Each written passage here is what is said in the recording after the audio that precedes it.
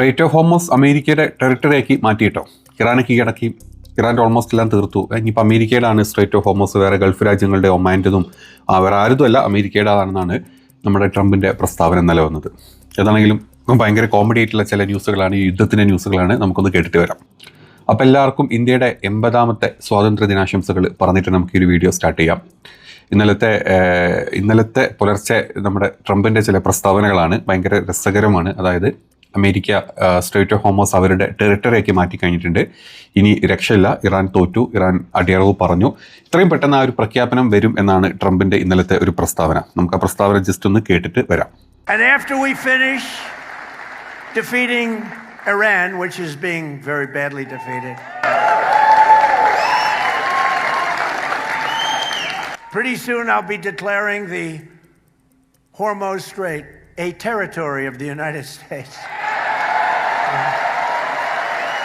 കേട്ടല്ലേ നിങ്ങൾ?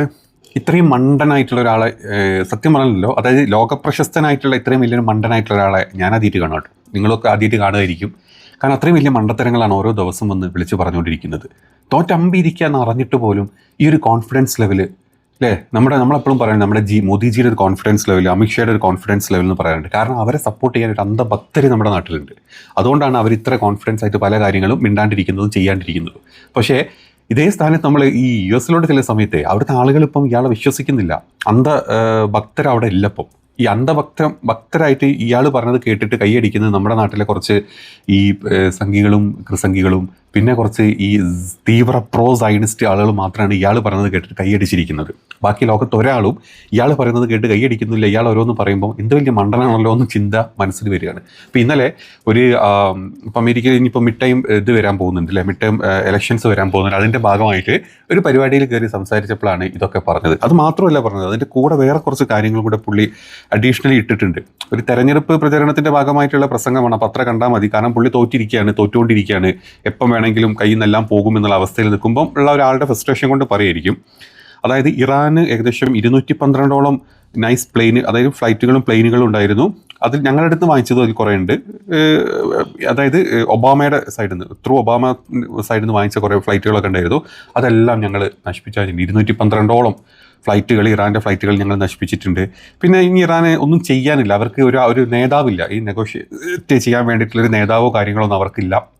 കംപ്ലീറ്റ്ലി അവർ തീർന്നു. ഞങ്ങൾ അതങ്ങ് എടുത്തു, ഞങ്ങൾ എടുത്തു. സ്ട്രേറ്റ് ഓഫ് ഹോർമസിന് ഇനി അമേരിക്കൻ സ്ട്രേറ്റ് എന്നാണ് പറയാൻ പോകുന്നത്. അതായത് അവരുടെ ടെറിട്ടറി, അമേരിക്കയുടെ ടെറിട്ടറിയാക്കി. അമേരിക്ക അത് റിലീസ് ചെയ്ത് മറ്റുള്ള രാജ്യങ്ങൾക്ക് കൊടുക്കുക, അല്ലെങ്കിൽ അതൊരു ഇൻ്റർനാഷണൽ ചാനലാക്കി മാറ്റിയല്ല, അമേരിക്കയുടെ ടെറിട്ടറിയാക്കി മാറ്റിയെന്നൊക്കെ ഇങ്ങനെ വന്ന് അബദ്ധങ്ങൾ അല്ലെങ്കിൽ വിഡ്ഢിത്തങ്ങൾ വിളിച്ച് പറയുന്ന ലോക മണ്ടനെയാണ് നമ്മളിപ്പോൾ കണ്ടത്. അപ്പോൾ ഇതിനുള്ള മറുപടി അപ്പോൾ തന്നെ ഇറാൻ്റെ സൈഡിൽ നിന്ന് കിട്ടിയിട്ടുണ്ട്. ബസറാച്ച് ഒരു സൈഡിൽ നിന്ന് കൊടുത്തിട്ടുണ്ട്. അതായത് ഞങ്ങളുമായിട്ട് ഒരു തരത്തിലുള്ള ഡീലുകളും എവിടെയും നടക്കുന്നില്ല, അമേരിക്കയായിട്ട് യാതൊരു തരത്തിലുള്ള നെഗോസിയേഷനും ഇപ്പം നടക്കുന്നില്ല എന്നാണ് അബ്ബാസറാച്ച് എന്ന് പറഞ്ഞിട്ടുള്ളത്. യുദ്ധം മുന്നോട്ട് പോകണേ പോക്കട്ടെ, നമുക്ക് കുഴപ്പമില്ല എന്ന് പറഞ്ഞു. അതുമാത്രമല്ല, ഇറാൻ്റെ തന്നെ ഡെപ്യൂട്ടി മിനിസ്റ്റർ ഉണ്ട്, ഫോറിൻ അഫയേഴ്സിൻ്റെ ഡെപ്യൂട്ടി മിനിസ്റ്റർ വന്നിട്ട് കസീം ഗരീബ്ദാദ് ഇപ്പം വന്ന് പറഞ്ഞിട്ടുണ്ട്, the straight of Hormuz has been Iranian and is Iranian and will remain Iran. അതായത് സ്ട്രേറ്റ് ഓഫ് ഹോർമസ് പണ്ടും ഇറാൻ്റെതാണ്, ഇപ്പോഴും ഇറാൻ്റെതാണ്, ഇവിടുന്ന് അങ്ങോട്ടും ഇറാൻ്റെ തന്നെ ആയിരിക്കും എന്ന് വ്യക്തമാക്കിയിട്ട് പുള്ളി ഒരു പ്രസ്താവന, ഒരു സ്റ്റേറ്റ്മെൻറ്റും കൊടുത്തിട്ടുണ്ട്.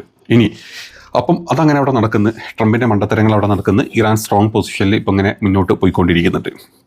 ഇനി ഇന്നലെ ഇറാൻ്റെ സ്റ്റേറ്റ് മീഡിയ പുറത്തുവിട്ടിട്ടുള്ള ഒരു ഇൻ്റർവ്യൂവും അതിൻ്റെ കുറച്ച് ഭാഗങ്ങളുമാണ് നമ്മളിപ്പം കണ്ടുകൊണ്ടിരിക്കുന്നത്. ഈ ഇൻ്റർവ്യൂവിൽ അതായത് നമ്മൾ കഴിഞ്ഞ ദിവസം കുറച്ച് ഫോട്ടോസ് കഴിഞ്ഞ വീഡിയോയിലിട്ടുണ്ട്. അതായത് അമേരിക്കൻ്റെ ഇറാൻ ഷൂട്ട് ചെയ്തിട്ടുള്ള വിമാനങ്ങളുടെയും അതുപോലെ തന്നെ ഈ ഡ്രോണുകളുടെയും ഒക്കെ ഐറ്റം സാമ്പിൾസ് വരെ എടുത്തു കൊണ്ടുപോയിട്ട് അത് ഒരു പ്രദർശനത്തിന് വെച്ചിരിക്കുകയാണ്. ഇപ്പം ഇവരുടെ അണ്ടർഗ്രൗണ്ടിൽ അതെല്ലാം കൂടെ പെറുക്കി എടുത്തു കൊണ്ടുപോയിട്ട് അത് ഡിസ്പ്ലേ ചെയ്ത് വെച്ചിട്ടുണ്ട്. അതായത് അമേരിക്കൻ ടെക്നോളജി വരെ ഇറാൻ പഠിച്ചു. ഇപ്പോൾ നിങ്ങൾ ആലോചിക്കണം, ആ കൊണ്ടുവച്ചേമെന്നൊക്കെ ഇറാൻ പഠിക്കേണ്ടതൊക്കെ പഠിച്ചിട്ടുണ്ടാവും. അവർ ഇനി അങ്ങനത്തെ സാധനം വന്നാൽ, ഇനിയും അതിൻ്റെ സ്ട്രോങ് സാധനം വന്നാൽ എങ്ങനെ അതിനടിച്ചിടണമെന്ന് വ്യക്തമായിട്ടുള്ള ധാരണ ഇറാൻ ഇപ്പോൾ ഉണ്ടാക്കിയിട്ടുണ്ടാവും. അതാണ് ഇതിൻ്റെ കോമഡി ആയിട്ടുള്ളൊരു കാര്യം. ഭയങ്കര വലിയൊരു പ്രദർശനം തന്നെയാണ്. ഏകദേശം പ്രദർശന വസ്തുക്കളായിട്ട് ഇതിൽ കാണിച്ചിട്ടുള്ളത് അമേരിക്കയുടെ F-15 വിമാനങ്ങൾ അല്ലെങ്കിൽ F-35 വിമാനങ്ങളുടെ ഒക്കെ പാർട്സ്. കാരണം F-35 ഒക്കെ കത്തിക്കരിഞ്ഞ് പോയിട്ടുണ്ട്. ആ രീതിയിലാണ് ഇറാൻ അമേരിക്കയുടെ F-35 ഇടിച്ചിട്ടത്. പിന്നെ കുറേ എണ്ണം കടലിലാണ് വീണിട്ടുള്ളത്. അപ്പോൾ ഇതിൽ F-15 കുറേ ഭാഗങ്ങൾ ഉണ്ട്, കനോപ്പീസ് ഉണ്ട്, പിന്നെ ഇജക്ഷൻ സീറ്റുകളുടെ ഭാഗങ്ങളുണ്ട്. കാരണം നമ്മുടെ പൈലറ്റ് ചാടിയ കഥകൾ നിങ്ങൾക്കറിയാലോ. അപ്പോൾ ആ സീറ്റുകളുടെ കാര്യങ്ങളുണ്ട്. പിന്നെ MC-130 കമാൻഡോ 2 വിമാനങ്ങളുടെ എഞ്ചിനുകൾ ഇതിലുണ്ട്. പിന്നെ ഡ്രോണുകളുടെ ഭാഗങ്ങളുണ്ട്. ഈ MQ-1, MQ-9, MQ-1C എന്നൊക്കെ പറഞ്ഞിട്ടുള്ള ഒരുപാട് അമേരിക്കൻ ഡ്രോണുകളുണ്ട്. അതിൻ്റെ ഒക്കെ എന്താ പറയുക പീസുകൾ ഇതേപോലെ ഇങ്ങനെ കൊണ്ട് അവിടെ അടക്കി വെച്ചിട്ടുണ്ട്.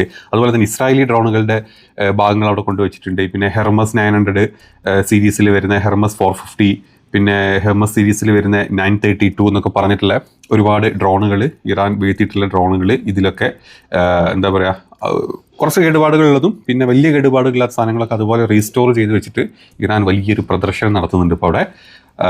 അതിൻ്റെ വീഡിയോ ആണ് ഇന്നലെ ഇറാൻ്റെ സ്റ്റേറ്റ് മീഡിയ പുറത്തോട്ട് വിട്ടിട്ടുള്ളത്. ഇനി ഇറാൻ പിടിച്ചെടുത്തുള്ള സ്റ്റാർലിങ്ക് ടെർമിനലുകളും ഈ ഒരു പ്രദർശനത്തിൻ്റെ ഭാഗമായിട്ട് വെച്ചിട്ടുണ്ട്. ഇനി അവിടുത്തെ ജനങ്ങൾക്കൊക്കെ ഇത് കാണിച്ചു കൊടുക്കുക. അവർ ഇതൊക്കെയാണ് നമ്മൾ പിടിച്ചെടുത്തത് മക്കളെ എന്ന് കാണിച്ചു കൊടുക്കുന്ന രീതിയിലുള്ള സാധനങ്ങളാണ് ഇറാൻ ഈ കാണിച്ചുകൊണ്ടിരിക്കുന്നത്. പിന്നെ ഇന്നലത്തെ വാർ അപ്ഡേറ്റിൽ പറയാനുള്ളത് UAE-യുടെ 2 കപ്പലുകൾ വീണ്ടും ഇന്നലെ ആക്രമിക്കപ്പെട്ടിട്ടുണ്ട്. ഇറാൻ ഇതുവരെ കൺഫർമേഷൻ ഒന്നും പറഞ്ഞിട്ടില്ല ഇറാനാണെന്ന്, പക്ഷേ ഇറാൻ ആയിരിക്കും എന്നാണ് UAE-യും ബാക്കിയുള്ള ആളുകളൊക്കെ വിചാരിച്ചിരിക്കുന്നത്. ഏതാണെങ്കിലും UAE-ക്ക് ഒരു രക്ഷയില്ല. UAE-ക്ക് സത്യം പറഞ്ഞാൽ UAE-യുടെ എണ്ണ ഉണ്ടല്ലോ അത് പുറത്തോട്ട് പോകാതെ അവിടെ കെട്ടിക്കിടക്കുന്ന ഒരു അവസ്ഥ ഉണ്ട്.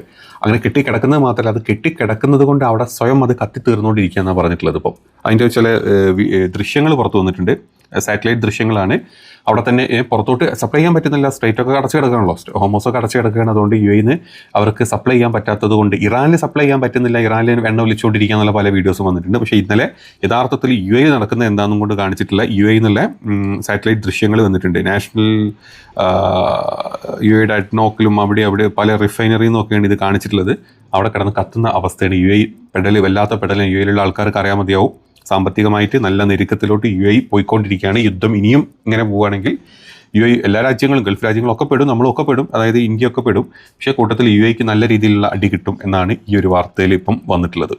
ഇനി ഇതേ സ്ഥാനത്ത് തന്നെ ഇറാൻ വളരെ വലിയ രീതിയിൽ അവിടെ അവരുടെ എന്താ പറയുക, ഈ ഒരു വീഡിയോ കാണിച്ചു തരാം. ഈ ഒരു ഫോട്ടോ നോക്കുക. ഇതും വളരെ ഹൈറ്റിൽ നിന്ന് എടുത്ത സാറ്റലൈറ്റ് സൂം ചെയ്തെടുത്ത ദൃശ്യങ്ങളാണ്.